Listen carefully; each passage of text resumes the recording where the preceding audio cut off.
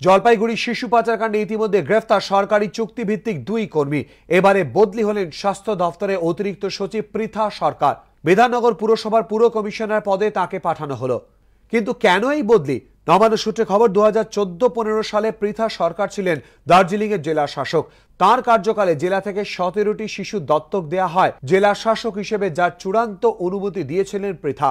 সম্প্রতি সামনে আসে জলপাইগুড়ি শিশু পাচার কাণ্ড। এরই মধ্যে মঙ্গলবার রাজ্যে আসছে সেন্ট্রাল অ্যাডপশন রিসোর্স অথরিটির প্রতিনিধিরা। তার আগেভাগে পৃথা সরকারকে সরিয়ে দেয়া হলো বলে মনে করছেন নবান্নর একাংশ।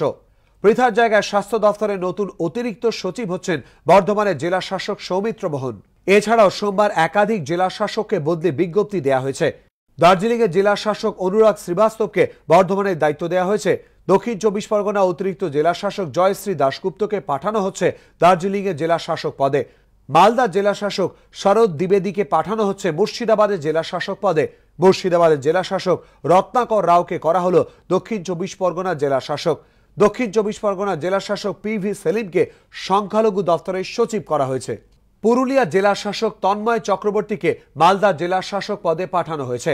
বিধাননগর পুরসভার পুর কমিশনার অলোকেশ রায়কে পুরুলিয়া জেলা শাসক করা হয়েছে।